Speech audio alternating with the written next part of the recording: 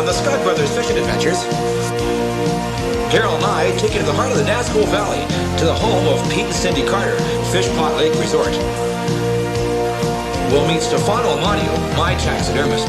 He'll demonstrate preliminary techniques on mounting trophy fish. But first, we're going back to Dragon Lake, hunting for trophy rainbow. We'll be right back. Back in the 1960s, Dragon Lake was a prolific lake for many types of species of fish. There was the native rainbow trout that we just had here. There was a different German strain of trout. There was various cutthroats. There was even a good supply of eastern brook trout, along with too many coarse fish like squaw fish, suckers.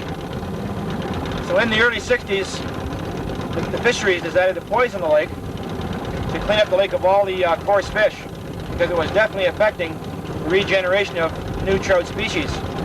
So after that, they restocked the lake with Blackwater strain rainbow. Since the stocking, Dragon Lake has been quite a successful trophy fishery. It now hosts rainbow trout average 4 to 5 pounds. Some of the fish have been known to go up to 10, 15 pounds. This year, already in the last 2 weeks, a couple of 12s have been taken, a 17 pound and a 28 pound, so I'm told, 3 or 4 days ago. The lake does have a lot of daily pressure all season long, and it has so many fish in the 5 to 6 pound range average that the daily limit here is 4 fish a day. Only 2, though, are allowed to be taken over 50 centimeters. A lot of people I know, including myself, we like to practice catch and release because it would be nice to see this lake continue on for another 20 years supporting gigantic silver bullets, because they sure are exciting to catch and they are quite big. These are world-class rainbow trout. So if a person was going to mount a fish, this would be a good lake to come to, because to take one to mount definitely would not hurt the lake. Oh, there's one. Another one of these big, beautiful rainbow trout. You know, there's a lot of places in the world, a lot of places in the world just have never seen a trout this big. And you know, living up here in the Caribou, it's kind of become a popular thing. Boy, some of these guys are just beautiful size, good fighters. And he's deep. Whoa! Take that rod. Here he comes. Not a real big guy. I'm sure one of the smaller ones I've seen this year.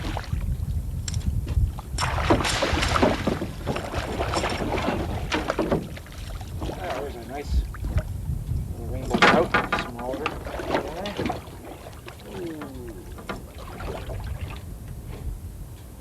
Small one, not bad, eh? Take that hook out. Lovely looking fish. We'll let him go. Gone. Well, that was one of the smaller ones we've seen. While we wait for that next big one, here's some old footage of Dragon Lake over the years. Check out some of these babies.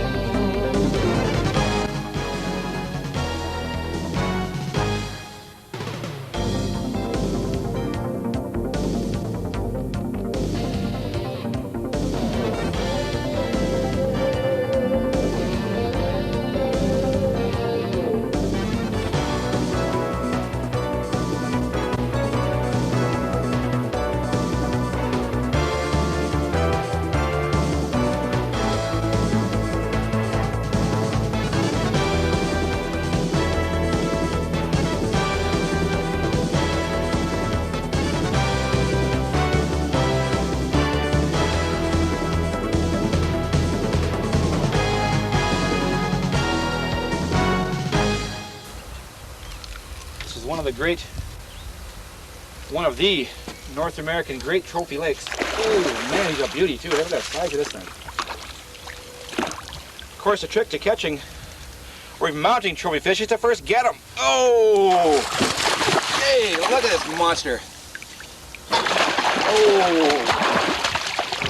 Just dip him in here a little bit. Oh, there he is.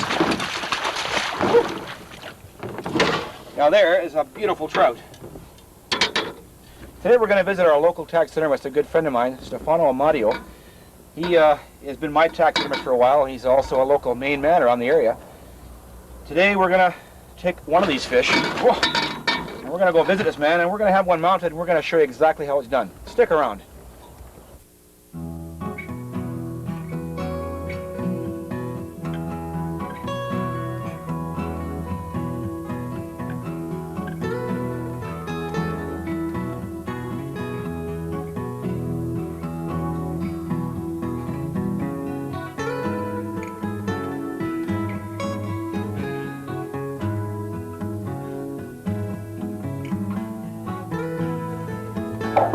Fine, then, fine. I've got a present for you. Here we have our common rainbow trout, dragon lake. I thought I'd bring you one because all of viewers are dying to see exactly how one of these things are prepared. And only your taxidermist knows for sure. Well, you did a good job in wrapping it. So is there a special way that a person would prepare these, even bringing them to the taxidermist, Stefano? Well, yeah, the best way is, first of all, do not gut the fish, ever. That's a nightmare for the taxidermist. Then, as soon as you can, wrap it in a cloth or some piece of plastic like you did. This helps to preserve the scales, the fins, so you don't have any damage. It is in perfect conditions. And wrap it and freeze it as soon as you can. So I guess strap your apron on there and let's show us how it's done. Yes, now I'll show you the first procedures. Of course, we're going to weigh the fish to see if you lie or not. Oh, fishermen don't lie. No, they don't. Okay, let's see. We have 2.5 kilograms, is just about 6 pounds. You take the total length of the fish, it goes from the nose up to the fork here. So we have about 23 inches. 23 inches. Why is it necessary to measure the fish? Because it helps me in rebuilding the body. When a person comes to bring the fish in, how is it charged? How do I pay for this fish? For length. For the length, eh? This fish is going to cost you $11 per inch. Always for building this fish here. For example, this is, let's say, 13.5. Okay. So when I'm going to rebuild out of styrofoam this body, this one around here should be this part of the body, just about 13.5. Oh yeah. That's 14. Starting from tip of the tail, try to go as straight as possible.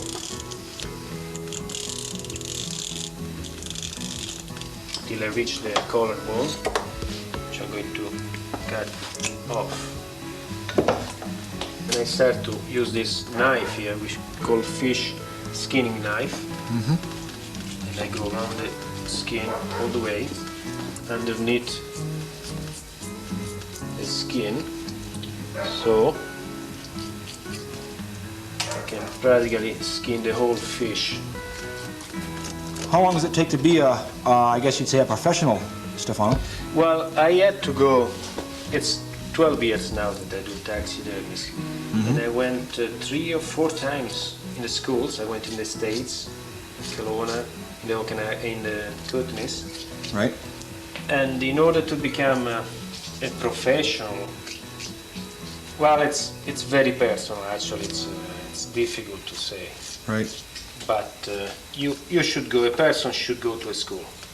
I firmly believe that if you want to become good at this, you have to go to a school.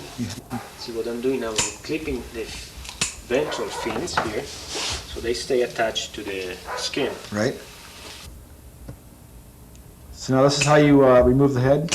Now that's what I don't actually remove the head. What I'm trying to do is to remove the body Oh, I see. from the whole skin. So the head stays always attached to the Yes, skin. exactly, exactly. There are two techniques actually. Some taxidermists use the artificial head. Oh, I see. like to use the natural head. Right. If I have to use an artificial head, I can cut the head off right here, just throw it away, and put in the body here an artificial one. I see. That's it. They do that because they save a lot of time. You save a lot of time. In fact, you'll see that I'm going to waste probably an hour just to clean the head and cut on it. Well, we are just about there. So you don't want to hit this, I guess. No. And this is the skin. The head is attached. Before I can put the fish in the tanning solution, I have to flash it thoroughly, clean the eyes, the head, and it's ready for the tanning solution. Sprinkle some dry preservative that helps me to flash the fish. And I use this tool, fish flashing tool. And that makes That's it a it. lot easier. Yeah.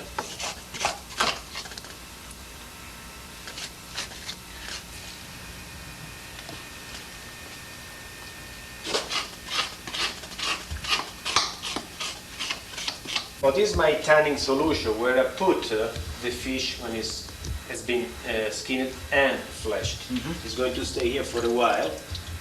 It's a solution that I made myself. And this is the skin of another fish. Oh, yeah. Same place, Dragon Lake. It's a female. That's yeah. what it looks like. And this is the inside that has been fleshed more or less well. I'm going to do another touch before the mounting procedure starts. How long will it sit in the pail? I can leave it for 1 year 1 year in the pail. or 1 day. It's ready. Is that right? After Oh. 1 day, it's, What is the solution?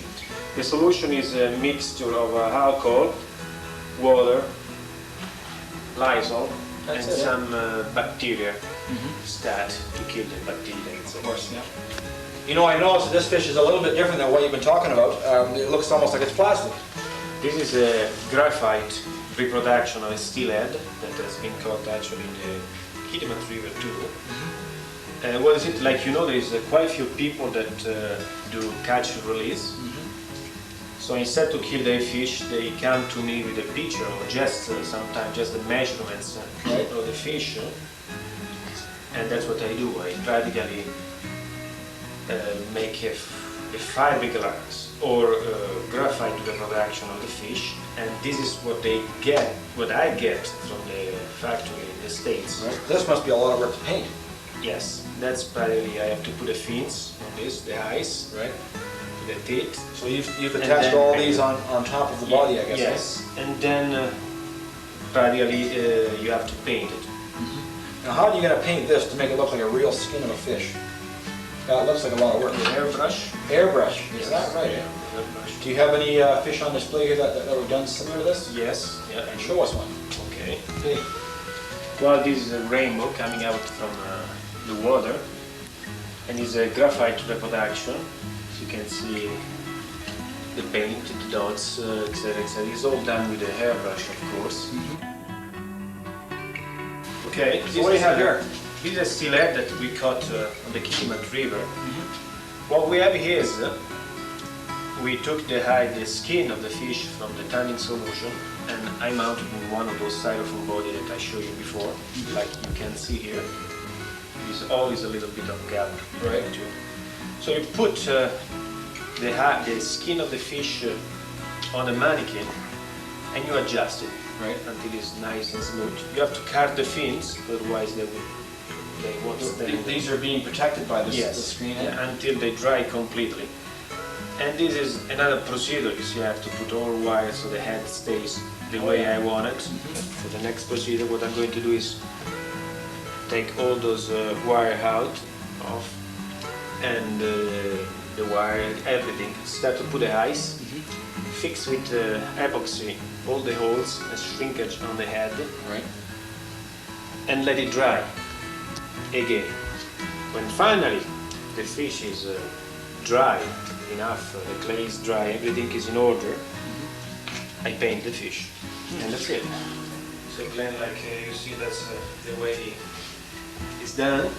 Well, definitely it sure satisfies a lot of minds how it's exactly done. I know I've wondered for a long time how it exactly does get done. It's a big process. Yeah, it's quite a long process, yes. Like I say, that's explain why there are so few taxidermists that they like to do fish. Great. Well, listen, thanks very much for sharing the time with us. Hey. We sure appreciate it. It's a See you pleasure. next time. Fishing. Next time.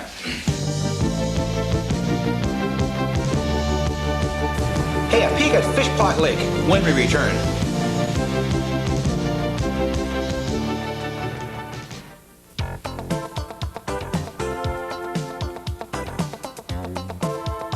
Well, once again, Daryl and I embark on another close-to-home adventure. We're getting back in touch with nature, and the sweet smell of pine beckon us once again. Visitors from all areas come to marvel at the beautiful remote wilderness of Fishpot Lake Resort. To soar as free as an eagle in this land would be everyone's envy. This local eagle seemed to be the official Fishpot Lake mascot as he frequently patrolled the skies on our stay. On the weekend Daryl and I pulled in, we received the usual warm welcome and immediately had to try on the traditional Fishpot Lake t-shirts.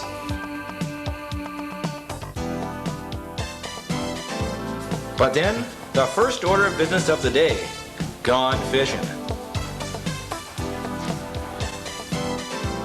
Even though late fall, the weather was beautiful and the scenery was breathtaking.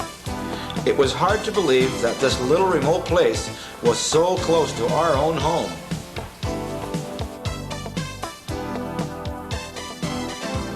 The winter transition was apparent, and the fish were a little stubborn.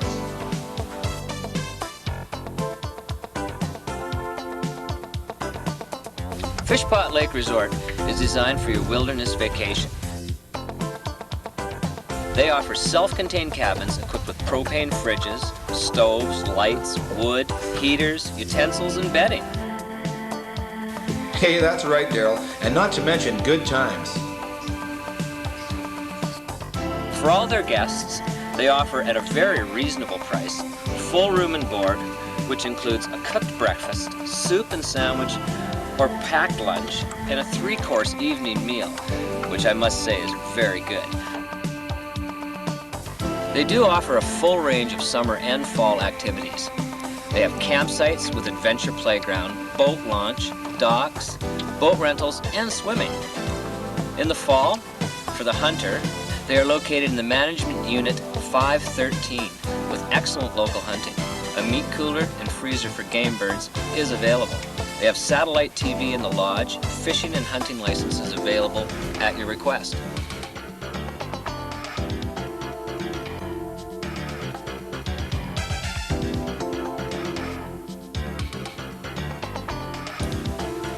Hey, we just missed a fish.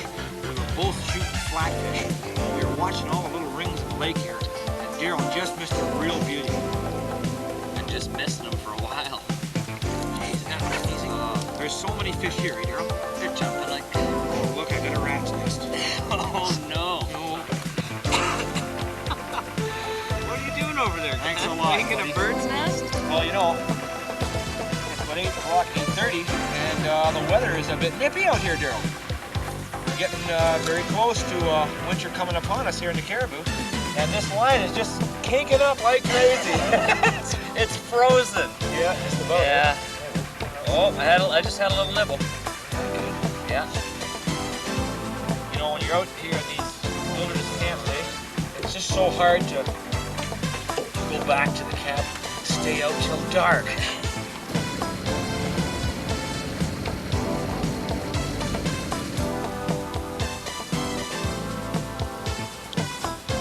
One of the neatest things you'll see at Fishpot Lake this time of the year, not to mention the picturesque sunsets, is the thousands of migrating waterfowl who descend on the lake every night. They come in groups of hundreds. To watch this is Fishpot Lake tradition. And we'll hire up Mr. Trout there to give us a sing-song on the guitar. Oh, we missed a beauty tonight. Too bad. Daryl had him on for a few seconds and he got off. Best fish of the day, too, as a matter My of fact. hands were so cold I couldn't hang on to the fish. Yeah. No kidding. It is very cold out. It's getting real nippy. Hey, that fire, we're going to look forward to it. It's flat. After warming our bodies and our stomachs, we came back to our cabin, drank good old trapper coffee, and Tony picked his way through the evening.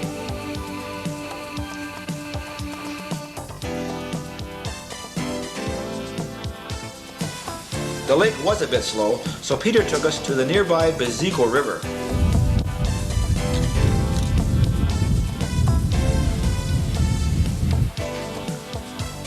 Peter told us a lot of his area's history, and he really knew his way around. Here's a trail that led to some good spots.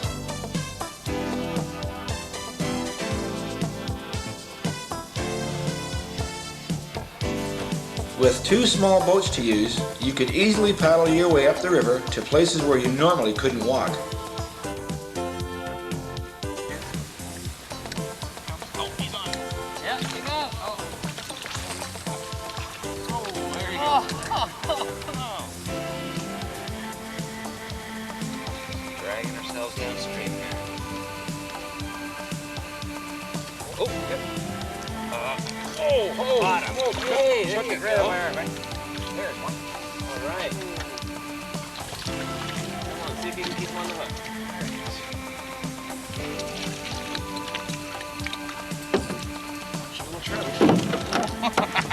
Keep you on the hook and you overboard. Yeah.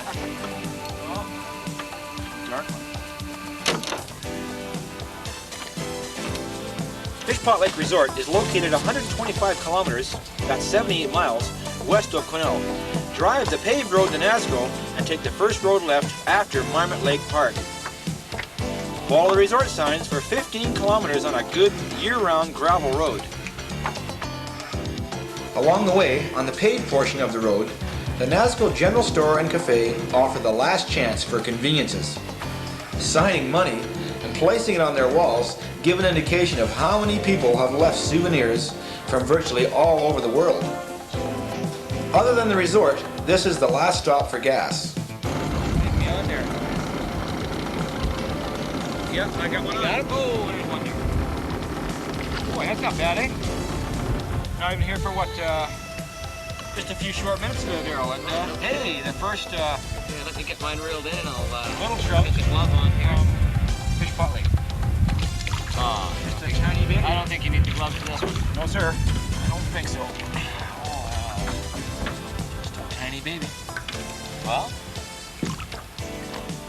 Oh, pretty active. nice. Yep, he's on there. Yeah, he's on there. Oh, he kicked you off, didn't he? No. Oh, he's still there, right? Still there. Try and bring him around the side here. Oh. There. Come on, baby. Come on. Well, there. Come on. Oh, just a little minnow. Well, it's a beautiful day out, It is. but we're still waiting for the nice 15, 14-inch category fish. There you go. Well, okay. Well, at least we know they're biting. Yeah.